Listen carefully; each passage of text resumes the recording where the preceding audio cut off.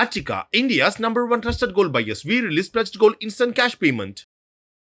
2011 அவங்க அம்மா supreme court போறாங்க. பிரத்யூஷன் அம்மா என் மகள் வந்து செய்யல, கொலை தான் செஞ்சானுங்க, இது வந்து சொல்லிட்டாங்க. ஆனால் ஆக்சுவலாக இந்த வழக்கு நடந்த வருஷங்கள் பார்த்தீங்கன்னா அப்பயே பிரத்யூஷா வந்து செய்யப்பட்டு கொலை செய்யப்பட்டிருந்தாரு ஒரு பேச்சு இருந்துச்சு. அப்போ 2002 பரவலாக 2002 கல்லூரி காலங்கள் எனக்கு நல்லா நினைவு தெரிஞ்சவை. அப்போ வந்து ப்பட்டிருக்கிற ஆதாரங்களை கீறி இருந்துச்சு. இப்போ பிரத்யூஷா தான் ரியலாகவே செக்ஷுவல் அபியூஸ் ஆளாகி அசால்ட் ஆகி தான் இறந்துருந்தாங்கன்னு ஒரு பேச்சு இருந்தது. அது சித்தார்த் ரெட்டி குரூப் தான் செஞ்சாங்களா இல்லை வேற யாரும் செஞ்சு சித்தார்த் ரெட்டி தள்ள கட்டினாங்களான்னு தெரியாது. பிறந்தநாள் கொண்டாட கூத்தடிக்கிறாங்க, கும்மாளம் வைக்கிறாங்க இண்டஸ்ட்ரியில்.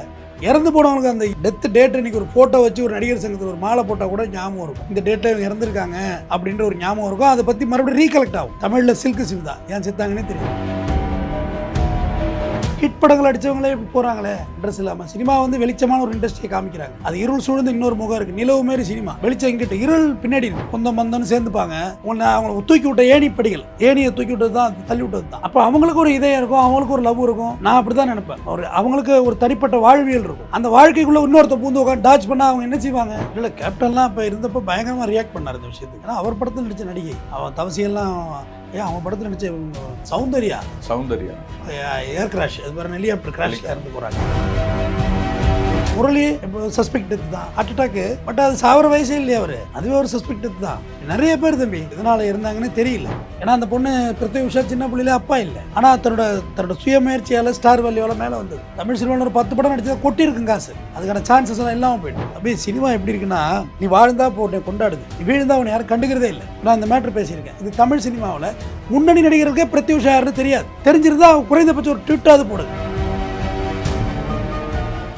சார் வணக்கம் சார். வணக்கங்க சார். நம்ம நிறைய கேஸ் பற்றி பேசியிருக்கோம் சார். இந்த நடிகைகள்லாம் தற்கொலை பண்ணி இறந்துருக்காங்க. அந்த கேஸ்லாம் ஒரு அன்சால்வ்டாகவே இருந்திருக்கு. இதுக்கு முன்னாடி பார்த்தீங்கன்னா இந்த விஜய் சித்ரா பற்றி பேசியிருக்கோம். அதுக்கப்புறம் ஸ்ரீதேவி அவர்கள்லாம் நிறைய கேஸ்லாம் நம்ம பார்த்துருக்கோம் சார். இப்போ பார்த்தீங்கன்னா இந்த தெலுங்கு நடிகை பிரத்யூஷா அவங்களோட கேஸ் பார்த்தீங்கன்னா 23 வருஷமாக அந்த கேஸ் முடிக்காமையே இருக்குது. இப்போ சமீபத்தில் தான் ஃபைனல் ஹியரிங் வந்திருக்காங்க. இந்த கேஸ் ஏன் சார் 23 வருஷமாக முடிக்காமல் இருக்காங்க? இந்த கேஸ் தெலுங்கு நடிகை இல்லை, தமிழில் வந்து ஹிட் படம்லாம் அடிச்சிட்டாங்க. அவங்க 99 மனுநீதி, கேப்டனோட தவசி, கடல் பூக்கள், சூப்பர் குடும்பம், இப்படிலாம் படம்லாம் ரிலீஸ் ஆகி ரொம்ப புகழின் உச்சத்துக்கு வந்திருக்கணும். பெரிய ஆர்டிஸ்ட்டாக இருந்திருப்பாங்க. நிச்சயமாக அந்த பாடி லாங்குவேஜில் யாருமே இல்லை நடிப்பு திறமையோட. தெலுங்கானா மாநிலம் புவனகிரி தான் அவங்க பிறந்த ஊர். அப்பா சிறு வயசில் இறந்துடுறாரு. இறக்கும்போது வயசு 22. சரியா? 1988 மோகன் பாபோட தெலுங்கில் ஒரு படம் கமிட் ஆகுறாங்க. அப்போ அந்த படம் ரிலீஸ் ஆகிறதுக்குள்ளே ஒரு 2 படம் இவங்களுக்கு குப்புன்னு வாய்ப்புகளை தூக்கி கொடுக்குது. தனித்திறமை, அசால்ட்டு, சொன்னால் டேரக்டர் சொன்னால் அப்படியே நடிச்சு கொடுக்குறது. அந்த மாதிரி ஒரு ஆர்டிஸ்ட்டு நீங்கள் அவங்க பாருங்கள், ரொம்ப அழகாக இருப்பாங்க அவங்க தமிழில். அடுத்த 1999 தமிழில் போடுறாங்க இண்டஸ்ட்ரியில். அப்போ தெலுங்கு நடிகளோட வரவேற்பு அதிகமாக இருக்கும் தமிழில். இப்போ மலையாளத்துலேருந்து நிறைய பேர் வர்றாங்கல்ல, ஒரு சீசனுக்கு பாம்பேலேருந்து இறக்குவாங்க, அப்புறம் தெலுங்குலேருந்து இறக்குவாங்க, அப்புறம் மலையாளத்துலேருந்து இறக்குறாங்க. மனுநீதி, தவசி, கடல் பூக்கள் இப்படிலாம் படம் இருந்துச்சு. கேப்டன் வந்து ரொம்ப அந்த படம்லாம், அந்த பாட்டெல்லாம் நல்ல பாட்டெலாம், ஹிட்டு பாட்டெலாம் அந்த படத்தில் இருக்குது. சித்தார்த் ரெட்டின்னு சொல்லிட்டு அவரோட கல்லூரி, அதாவது கல்லூரி படிச்சுட்டு இருந்தமான இன்ஜினியரிங் கல்லூரி மாணவர். 2 பேரும் சின்ன வயசுலேருந்து சைல்டுஹுட் லவ். அந்த சைல்டுஹுட் லவ்வுக்கு வந்து சித்தார்த் ரெட்டி வீட்டில் வந்து எதிர்ப்பு தெரிவிக்கிறாங்க. ஆனால் இவங்க 2 பேரும் 2002 வந்து முயற்சி பண்ணுறாங்க. யார்? பிரத்யூஷாவும் சித்தார்த் ரெட்டியும். அப்போ வந்து பிரத்யூஷா மட்டும் இறந்து போகிறாங்க. சித்தார்த் ரெட்டி படிச்சுக்கிறாரு. சித்தார்த் ரெட்டி மீது வந்து தூண்டுதல் வழக்கு போட்டு கேஸ் நடந்துச்சு. அப்போ வந்து கீழமை நீதிமன்றம் 5 ஆண்டுகள் சிறை தண்டனையும் அபராதம் விதிச்சிருந்தது. அப்புறம் தெலுங்கானா ஹைகோர்ட் வந்து 2 ஆண்டுகள் சிறை தண்டனை குறைச்சிருந்தாங்க. அப்புறம் அதுக்கப்புறம் 2011 அவங்க அம்மா சுப்ரீம் கோர்ட் போகிறாங்க. பிரத்யூஷோட அம்மா என் மகள் வந்து செய்யலை, கொலை தான் செஞ்சானுங்க, இது வந்து சொல்லிட்டாங்க ஆனால் அப்படின்னு சொல்லி வழக்கு போடுறாங்க. இப்போ 2011. இப்போ அது கடந்த 2025 19 ஃபைனல் ஹியரிங் வருது. ஃபைனல் ஹியரிங்கு நீதிபதிகள் தீர்ப்பு ஒத்தி வைக்காமல், தீர்ப்பு தேதி சொல்லாமல் ஒத்தி வைக்கிறாங்க வழக்கு. ஆக்சுவலாக இந்த வழக்கு நடந்த வருஷங்கள் பார்த்தீங்கன்னா அப்பயே பிரத்யூஷா வந்து செய்யப்பட்டு கொலை செய்யப்பட்டிருந்தாரு ஒரு பேச்சு இருந்துச்சு. அப்போ 2002 பரவலாக 2002 கல்லூரி காலங்கள் எனக்கு நல்லா நினைவு தெரிஞ்சவை. 12th முடிச்சிருந்துருப்பேன், விவரம் தெரிஞ்ச பசி தான். அப்போ வந்து கைப்பற்றின ஆதாரங்கெல்லாம் கீறி இருந்துச்சு அப்படிங்கிறதுலாம் இப்போ ஒரு பேச்சு இருந்துச்சு. அது நியூஸாகவும் இருந்துச்சு அப்போ. ஆனால் அது எப்படி மாறுனுச்சு, எப்படி டர்ன் ஆச்சுலாம் தெரியல. ஆக்சுவலாக அதான் உண்மையும் கூட. அது நீதி கிடைக்கணும், லேட்டாக கிடைச்சாலும் நம்ம அதுக்காக நான் குரல் கொடுக்குறேன். இறந்து போன ஒரு நடிகையாக இருக்கட்டும். ஏன்னா அவங்க 2 பேருமே வீட்டில் லவ்வுக்கு ஒத்துக்கலன்ற காரணத்துக்காக பூச்சி மருந்து குடிச்சிருக்காங்கன்ற மாதிரி தான் கேஸ் ஃபைல் பண்ணி. பிரத்யூஷா வீட்டில் ஒத்துக்கிட்டு இருக்காங்க. சித்தார்த் ரெட்டி வீட்டில் அவர் நடிகை போய் கட்டுவியா நீ? 2 பேரும் பண்ணியிருக்காங்க, அவங்க மட்டும் இறந்து போயிருக்காங்க, அவர் மட்டும் உயிர் தப்பிச்சிருக்காரு. அதான் அந்த வழக்கை இப்போ சந்தேகத்தை உண்டு பண்ணுது என்னன்னா, சித்தார்த் ரெட்டி சும்மா டெம்பரரியா பண்ண மாதிரி சீன் போட்டுக்கிட்டாரு. இப்போ பிரத்யூஷா தான் ரியலாகவே செக்ஷுவல் அபியூஸ் ஆளாகி அசால்ட் ஆகி தான் இறந்துருந்தாங்கன்னு ஒரு பேச்சு இருக்குது. அது சித்தார்த் ரெட்டி குரூப் தான் செஞ்சாங்களா இல்லை வேற யாரும் செஞ்சு சித்தார்த் ரெட்டி தள்ள கட்டினாங்களான்னு தெரியாது நமக்கு. ஏன்னா இது இன்னைக்கு உள்ள வழக்காக இருந்தால் பேசலாம் தம்பி. எத்தனை வருடத்துக்கு முன்னாடி எடுத்துகிட்டு வந்து நம்ம பேசுகிறோம், உயிர் உண்டாக்குறோம் அந்த விஷயத்தை. கிட்டத்தட்ட 23 வருஷம். ஆமாம், இறந்து போன 23 வருடத்துக்கு முன்னாடி இறந்து போன பிரத்யூஷாவை மறுபடியும் இங்கே ஒரு உயிர் உண்டாக்குறோம். காரணம் அதில் உண்மை என்னன்னு வெளியே தெரியணும்ல. பாதி பேருக்கு யாருன்னே தெரியாது. இண்டஸ்ட்ரி மறந்து போச்சு. எல்லாருக்கும் வந்து பிறந்தநாள் கொண்டாட கூத்தடிக்கிறாங்க, கும்மாளம் வைக்கிறாங்க இண்டஸ்ட்ரியில். இறந்து போனவங்களுக்கு அந்த டெத் டேட் இன்னைக்கு ஒரு ஃபோட்டோ வச்சு ஒரு நடிகர் சங்கத்தில் ஒரு மாலை போட்டால் கூட ஞாபகம் இருக்கும். இந்த டேட்டில் இவங்க இறந்துருக்காங்க அப்படின்ற ஒரு ஞாபகம் இருக்கும். அதை பற்றி மறுபடியும் ரீகலெக்ட் ஆகும். தமிழில் சில்க் சிமிதா ஏன் செத்தாங்கன்னே தெரியல இன்னைக்கு வரைக்கும் சொல்கிறேன். சினிமாவில் யாரையாவது டாக்குமெண்ட்ரி நீங்கள் படமாக்கணும்னா சில்க் சிமிதா யாராச்சும் ட்ரை பண்ணுங்கள். அது செய்ய மாட்டாங்க. எல்லாம் நல்ல படமாக எடுக்கலாம். சில்க் சிமிதா முந்தான ஒரு கார் பார்த்து தம்பி, எல்லா விண்ட்ஷீல்டுலேயும் வந்து சில்க் சிமிதா போட்டோ ஒட்டியிருந்தாங்க. அவ்வளோ ஃபேன்ஸ் இருக்காங்க ஏங்க இன்னைக்கு இருக்காங்க. இன்னைக்கும் இருக்காங்க. சில்க் சிமிதா அவங்க குழந்தையா இருந்தாங்க. ஏன் இருந்தாங்க, எதனால் இருந்தாங்க ஒன்றுமே தெரியல. நம்ம வந்து அவங்கள ஒரு ஆபாச நடிகை கவர்ச்சி இப்படி தான் பேர் சொல்லிட்டு போயிட்டு இருந்தாங்க. தமிழில் ஸ்ரீதேவி எப்படி போய் வெளிநாடு போய் இறக்குறாங்க. இப்படி வரிசையாக சொல்கிறேன். சஸ்பெக்ட் டெத்து சொல்கிறேன். ஏன் நடந்துச்சு, எதனால் இருக்கட்டும், ஏன் நடந்துச்சுங்கிற ஒரு விளக்கம் வேணும்ல. அது இல்லாமல் நிறைய அன்னக்கொண்டாவே தமிழில் போகுது. எவ்வளோ இயக்குனர் இப்போ ஒரு சூசைட் பண்ணிட்டாரு. வருஷமெல்லாம் வசந்தம் எடுத்த இயக்குனர். ஹிட் படங்கள் அடித்தவங்களே இப்படி போகிறாங்களே அட்ரஸ் இல்லாமல். சினிமா வந்து வெளிச்சமான ஒரு இண்டஸ்ட்ரியை காமிக்கிறாங்க. அது இருள் சூழ்ந்து இன்னொரு முகம் இருக்குது. நிலவு மாரி சினிமா, வெளிச்சம் இங்கிட்ட, இருள் பின்னாடி இருக்குது. இல்லை சார், நீங்கள் நிறைய கேஸ் நம்மளும் பேசியிருக்கோம் சார். பார்த்தீங்கன்னா இந்த பிரபலமான நடிகைலாம் வராங்க, கொஞ்ச நாள்லேயே ஃபேமஸாக வராங்க, ஒரு பண்ணிக்கிறாங்க, சடனாக நடக்குது, கொலையோ, அதை கண்டுபிடிக்கிறதுக்கே 10 வருஷம் 15 வருஷம் போயிடுது. எதனால் சார் இந்த மாதிரி விஷயங்கள்லாம் நடக்குது இண்டஸ்ட்ரியில்? ஆக்சுவலாக விஜய் சித்ராவெல்லாம் எங்கேயே அவங்களோட ரேஞ்சு போயிருந்தது. அவங்களாம் பண்ணிட்டாங்க. மீனிங் இது இங்கே வெளியில் காட்டுற முகங்கிறது வேறு. அந்த சினிமா வந்து உங்களை ராணியார் நடிக்க வைக்கும், மகாராணியாக நடிக்க வைக்கும், பிரின்சஸ் ஏஞ்சலாக நடிக்க வைக்கும். ரியல் ஃபேக்ட் அப்படி இல்லை. அவங்களுக்குள்ளேயும் கஷ்டங்கள் இருக்கும். கஷ்டங்கள் இருக்குது. நீங்கள் இப்போ நம்ம சாதாரண யூடியூப்பில் பேசுகிறோம் தம்பி, கோர்ட்டுக்கு போகிறோம், வேறு எங்கே என் மூஞ்சி தெரியுது. ஆனால் இப்போயே நான் ஒரு தேட்டருக்கு போனால் ஒரு 10 பேராவது செல்ஃபி எடுக்கிறாங்க. அப்போ நம்ம சராசரி வாழ்க்கையை விட்டு ஒதுங்க ஆரம்பிக்கிற மாதிரி சூழல் உருவாகுது. என்னுடைய இதில் பேசி என்னோட ப்ரைவேசியை தான் நான் இழந்திருக்கேன். யதார்த்தம் மிஸ் ஆக ஆரம்பிச்சிட்டு. நம்ம இவங்கெல்லாம் எங்கே போக முடியும்? இவங்க போய் ஒரு 5 ஸ்டார் ஹோட்டலாம் சாப்பிட முடியும், சாதாரண ஹோட்டலில் சாப்பிட முடியாது. ரஜினிகாந்த் ஐயா இது எத்தாப்புல மண்டபம் இருக்குது. இங்கே வந்து இந்த ஒரு டீக்கடையில் டீ குடிச்சு ஒரு தம் அடிக்கணும்னா முடியுமா அவரால்? முடியாது. அவர் ஆசை இருக்கலாம் மனசுக்குள்ளே. அவர்கிட்ட கேட்டால் உனக்கு என்ன ஆசை இருக்கணும்? ஜாவா மோட்டர் பைக் வாங்கினார். மோட்டர் பைக் வாங்கி ஓட்டுற வயசு இல்லை, ஓட்டுறது முடியவும் முடியாது. அவர் எல்லாருக்கும் தெரியும். ஸோ அவங்கெல்லாம் அந்த நல்ல கார் வச்சுக்கணும், ஹைஃபை சொசைட்டியாக வாழணும். 365 நாளும் வேலை செய்கிறது என்ன விவசாயமானது? கொஞ்ச நாள் தான் பட வாய்ப்பு இருக்கும். இந்த மாதிரி வாய்ப்பு இருக்காது. வாய்ப்பு தேடணும். அதில் அவனுக்கு அட்ஜஸ்ட்மெண்ட்ஸ்னு சொல்லி உன்னை டார்ச்சர் பண்ணுவாங்க. இது எல்லாத்தையும் கடந்து அவன் வெளியில் வரணும். அப்போ அதுக்குள்ளே அவங்களுக்கு மனக்குழப்பம் ஏற்பட்டுருது. ஒரு லவ் வந்துடும். லவ் வந்து அவன் உன்னை நல்ல மாதிரியாக வச்சுருக்கானா இல்லை சந்தேகப்படுவான். எங்கே போனாம்பா, எங்கே வந்தாம்பா, இல்லை உன்னை வந்து அவன் டியூன் பண்ண ஆரம்பிப்பான். இந்த படத்தில் நீ கமிட் ஆகணும், இந்த படத்தில் நீ கமிட் ஆகக்கூடாது. ஏணிப்படிகள்னு ஒரு படம் இருக்குது, மரியாதைக்குரிய சிவகுமார் அவர்கள் நடித்தது, சோபனா நடித்தது. பூந்தேரில் எழுந்துன்னு ஒரு பாட்டு இருக்குது, பொண்ணு நினைந்து சங்கீதம். ஆமாம், அந்த படம் வந்து அந்த ஒரு நடிகை ஆக்குவார். சும்மா ரயில் ரோட்டில் வந்து ஜல்லி பொறுக்கிட்டு அங்கே விவசாயம் பண்ணிட்டு ஜாலியாக இருந்த ஒரு 2 பேரும் நடிகை ஆகி பெரியாள் வந்தோன்னே சத்யராஜ் கையிலலாம் சத்யராஜ் அண்ணன் கைப்பாவையாக மாறிடும். அவரை வந்து பார்க்கவே விட மாட்டாங்க சிவகுமாரை. ஒரு கட்டத்தில் இது வந்து கடலில் விழுந்து சூசைட் பண்ணி சொல்லிவிட்டு மறுபடியும் அந்த ரயில்வே ட்ராக்கில் கூடையோட சிவகுமாரோட நடந்து போகிற மாதிரி முடிப்பாங்க. சூப்பராக இருக்கும். ஒரு பியூட்டிஃபுல் மூவி அதெல்லாம். நான் சொல்கிற படங்கள்லாம் கொஞ்சம் வாட்ச் பண்ணி பாருங்கள். நல்ல படங்கள் தான் சொல்லுவேன். அந்த கதை எப்படி இருக்கும்? நடிகை ஆனது பிறகு உங்களை சந்திக்க விட மாட்டாங்க. சுற்று வட்டாரங்கள்லாம் கூடி அமைக்கிடுவாங்க. சொந்தம் பந்தம்னு சேர்ந்துப்பாங்க. அவங்களை தூக்கி விட்ட ஏணிப்படிகள், ஏணியை தூக்கி விட்டது தான், அது தள்ளி விட்டது தான். அப்போ அவங்களுக்கு ஒரு இதயம் இருக்கும், அவங்களுக்கு ஒரு லவ் இருக்கும். நான் அப்படி தான் நினைப்பேன். அவங்களுக்கு ஒரு தனிப்பட்ட வாழ்வியல் இருக்கும்.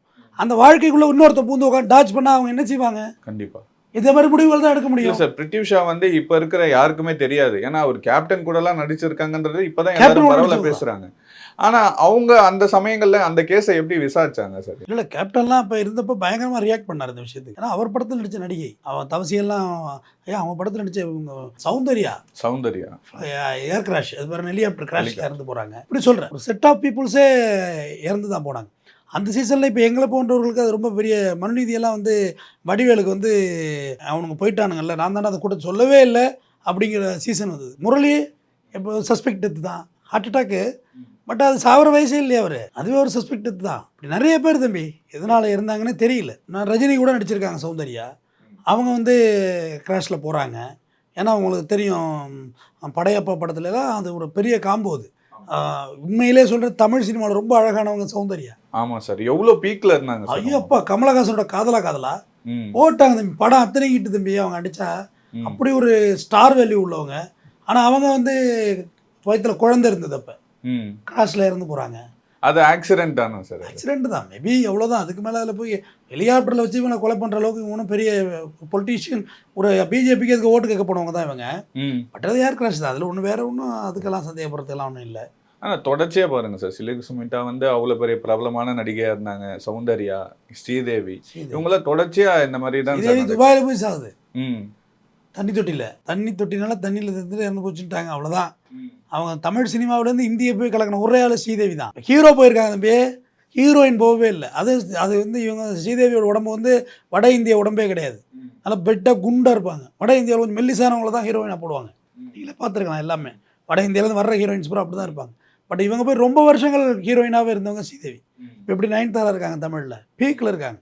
நயன்தாரா டாமினேட்டட் உமன் ஆகிட்டு தான் சொல்கிறத கேட்குறவனை கல்யாணம் பண்ணிடுச்சு. ஏன்னா அதுக்கும் பிரச்சனை தான், அதுவுமே இப்போ பேட்டியெல்லாம் போட ஆரம்பிச்சிச்சு. அதோட கேரியரில் ரொம்ப கரெக்டாக இருக்குது தம்பி. ரொம்ப she's economy management, time management ரொம்ப தெளிவாக இருக்குது. எந்த சோசியல் மீடியாவுக்கு ரியாக்ஷன் பண்ணுறதே கிடையாது. நயன்தாரா போயிட்டே இருக்குது அது பாட்டுக்கு. பீக்கில் இருந்தால் நம்ம பீக்கில் இருக்க ஹீரோயின் வந்து அவங்களோட சேஃப்டியும் பார்த்துக்கணும் இல்லையா சார்? அதுதான் பார்த்துக்கணும் தம்பி. நம்ம மன ஆரோக்கியம் ரொம்ப முக்கியமானது. நம்ம யாரோட இருக்கோம், யாரோட ஜேர்னி பண்ணுறவங்க ரொம்ப முக்கியமானது. சித்தார்த் ரெட்டி உண்மையிலேயே லவ் பண்ணாரா இல்லை என்ன நடந்துச்சு எது நடந்துச்சு, பட் உயிர் உங்களுக்கு லாஸ் ஆகிடுச்சு. இன்றைக்கி இருந்தால் நீங்கள் தமிழில் நம்பர் 1 நடிகையாக இருந்திருப்பீங்க, தமிழ் சினிமா கொண்டாடி இருக்கும் உங்களை. பட் இல்லை இன்றைக்கி உங்களோட மரணம் வந்து சஸ்பெக்டாகவே போகுது இல்லை, கோர்ட் வரைக்கும் போய் அவங்க அம்மாவோட போராட்டத்தை பாரு. அவங்க அம்மா 23 வருஷமாக ஒரு கோர்ட்டு கேஸுக்கு அலைஞ்சா அதோட மனநிலையெல்லாம் எப்படி இருக்கும் தெரியுமா? அதை விட ரணம் என்ன இருக்குது தம்பி. நம்ம பிறப்பு எப்படியோ நடந்து போச்சு, ஆனால் அந்த இறப்பு இப்படித்தான் என்று தீர்மானமாக இருக்க வேண்டும். ஏன்னா அந்த பொண்ணு பிருத்திவி உஷா சின்ன பிள்ளையிலே அப்பா இல்லை, ஆனால் தன்னோட சுயமுயற்சியால் ஸ்டார் வேல்யூவால் மேலே வந்தது. தமிழ் சினிமாவில் ஒரு 10 படம் நடிச்சதா கொட்டியிருக்கும் காசு, அதுக்கான சான்சஸ் எல்லாம் இல்லாமல் போயிட்டு. அப்போ உயிரும் போயிடுது, பணமும் இல்லை, ஏன் செத்தன்னு தெரியல. அது ரொம்ப பெரிய வருத்தம் தம்பி. இது நான் நிறையா விஷயங்களில் விஷயங்களில் எனக்கு க்ளோஸராக உள்ளவங்களாம் மர்டர் ஆகிருக்காங்க தம்பி. நான் அந்த மர்டர் பண்ணவங்கள்ட்ட கேட்கணும்னு நினச்சது என்னன்னா, எதுக்காக வேண்டி பண்ண, கடைசி நேரம் அவங்கள்ட்ட என்ன பேசணும் அப்படின்னு நான் தெரிஞ்சுக்கணும்னு பட்டிருக்கேன்.